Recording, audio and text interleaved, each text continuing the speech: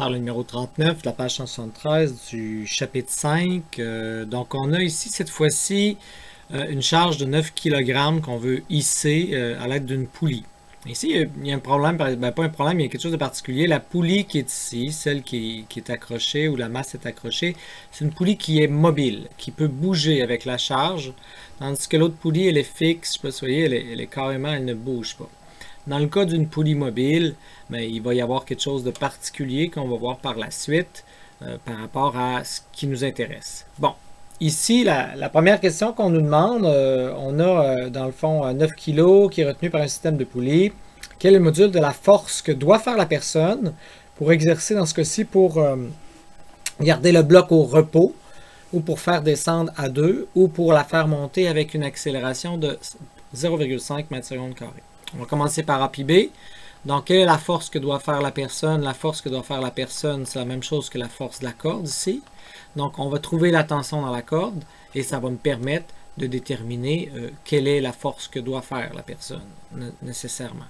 Donc, allons-y avec ça. Donc, la tension dans la corde, elle est toujours égale partout si on considère que la poulie n'a pas de masse et qu'il n'y a pas de frottement, qu'il n'y a personne qui est en train de pincer la corde ici. Naturellement, si je mets mon doigt là-dessus, la tension de ce bord-ci va être beaucoup plus grande que l'autre côté, parce que si je tire, je ne sais pas si vous imaginez, là, ici, ça va être serré, tandis que de l'autre côté, ça va être pas. Donc, on suppose la poulie sans frottement, ce qui fait que la poulie va équilibrer la tension pour que la tension soit égale de chaque côté de la poulie.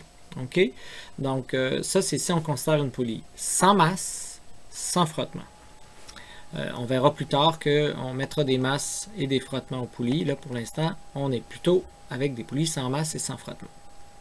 Maintenant qu'on a ça, si c'est immobile, ça ne change rien pour ce qui est de sans masse et sans frottement, ou presque, là, du moins. Mais allons-y avec ça. Je veux isoler, puis je veux trouver la tension dans la corde. Donc, je vais isoler cette masse-là, je vais regarder quelles sont les forces sur cette masse-là. Bon, il y a son poids, dans le fond, 9 fois 9,8. C'est-à-dire 88,2 newtons, donc fois 9,8.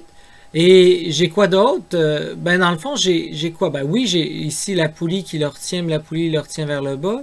Mais c'est quoi qui retient le système? Là, j'ai isolé le système. Fait que les forces à l'intérieur, qu'on appelle, la force de cette corde-là qui retient, puis celle-là, ne m'intéressent pas, ils s'annulent. Donc, toutes les forces qu'on dit internes, quand j'ai isolé un objet, ne m'intéressent pas. Moi, ce qui m'intéresse, c'est les forces qui sont externes.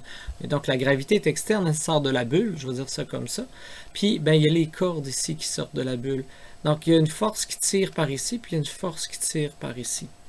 Puis ça donne que c'est la corde. Puis, est-ce que c'est la même tension dans la corde de chaque côté? Je viens de vous expliquer que oui. Puis là, ici, si en A, c'est immobile, donc la somme des forces étant égale à 0, je vois que j'ai 2T, mettons que je mets un axe qui est vers le haut ici, je vais avoir 2T, ça c'est vers le bas, donc moins 88 est égal à 0. Donc, T est égal à 88,2 divisé par 2, c'est-à-dire au poids divisé par 2. En vrai, ce qu'on est en train de dire, c'est que la tension dans la corde qui est là est 2 fois plus petite que la charge. On a donc un avantage. L'avantage ici d'être 2 fois plus facile pour soulever, dans le fond, la charge. Le désavantage, parce que s'il y a un avantage, il doit y en avoir un désavantage, c'est le fait que il va falloir que je le fasse sur 2 fois plus de longueur. Vous voyez, ma poulie qui est là, qui est comme ça ici, là. Quand moi, ici, ça, je veux monter ça de 1 cm. Mais quand je vais monter de 1 cm, ma poulie, elle, va monter seulement de la moitié, parce qu'il va y avoir un demi-centimètre d'un côté, un demi-centimètre de l'autre côté pour la faire monter. OK? Donc, en bout de ligne, quand je tire 1 cm de corde, la poulie, elle va avoir monté seulement de la moitié de la hauteur. Ça veut dire quoi? Mais dans ce cas-ci, on a un avantage mécanique qu'on dit de 2, mais ça veut dire qu'il va falloir que je tire 2 fois plus de cordes, OK, pour monter la charge. Peut-être comme ça, à titre d'information, j'écoutais un reportage sur Léonard de Vinci, parlait qu'il a travaillé sur un projet d'un cheval de bronze. Et ce cheval de bronze était énorme en termes de tonnes, je me rappelle plus, mais bon, disons une trentaine de tonnes, c'est énorme, là. Donc, il avait prévu un système pour pouvoir lever, dans le fond, le cheval avec ses machines, et c'était un avantage de 1 pour 1000. Ça veut dire que sa machine, il fallait qu'il tire 1 mètre de corde pour soulever le cheval de 1 mm. Bon, finalement, ça a été la guerre, puis ils ont fondu le cheval pour avoir du métal. Je pense que c'était du laiton, mais bon, peu importe. Fait que le projet n'a pas abouti, mais il reste que c'était quand même assez fascinant d'avoir réfléchi à un système 1000 pour 1 en tant que tel pour arriver à soulever un cheval à cette époque-là, en 1450, autour de ça, là.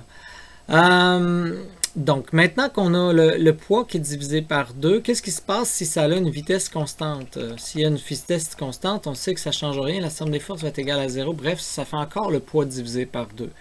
Donc, ça ne changera pas la force que va faire la personne pour monter avec une vitesse constante. Bon, là, ce qui vous fait bugger des fois, c'est que tu te dis, ouais, mais il me semble qu'il faut que je force plus fort pour le monter à vitesse constante. En vrai, c'est du moment qui ne bouge pas jusqu'au moment où tu l'amènes à la vitesse constante, là, il accélère. Hein? S'il n'y a pas de vitesse, puis tu l'amènes à une vitesse, il accélère. Là, il faut que tu forces plus fort. Mais pour le maintenir avec une vitesse constante, il va falloir que tu fasses la même force. OK? Donc, essayez de bien garder la situation quand on vous dit vitesse constante. C'est juste le moment où est-ce qu'il y a une vitesse constante. On ne veut pas savoir le avant ça ou le après ça. C'est pendant qu'il y a une vitesse constante. OK? Bon. Là, l'autre question, c'est si ça l'accélère avec 0,5 vers le haut. Qu'est-ce qui se passe si on a une accélération de 0,5 vers le haut? Donc, s'il y a une accélération de 0,5 vers le haut, c'est plus égal à 0. Hein? Donc, C ici, C, on va avoir une accélération de 0,5 mètres seconde carré. Bon, dans ce cas-ci, c'est la charge qu'on veut. On ne veut pas savoir l'accélération de la personne avec la corde ou quoi que ce soit. Donc, on a carrément l'accélération. On sait que c'est 0,5. On va être capable de le faire. Ça va être M fois A, AX ici. Bon, qu'est-ce que j'ai? Ben, j'ai 2T vers le haut. J'ai moins, on avait dit 88,2. Ça va être la masse de 9 kg qu'on veut qu'il accélère à 0,5. Et ça y est, j'ai trouvé ma réponse. Donc, ça va être 2T qui est égal à 88,2 plus, en fin de compte, 4,5. Tout ça divisé par 2. Ce qui va nous donner 46,35 Newton. Contrairement à 44,1. Vous pensez, là. Tantôt, c'était 44,1 quand je divisais ça par 2. Là. En fin de compte, là, vous voyez, il faut que je force un petit peu plus. Donc, pour le maintenir à vitesse constante, c'est 44,1. Là, vous voyez, pour le faire accélérer, là, c'est un petit peu plus, c'est 46. Donc, quand tu veux le monter, tu as raison. Il fallait que tu forces un peu plus fort. Mais après, pour le maintenir, tu forces moins, puis tu vas continuer. C'est un peu ça, ce numéro 39-là.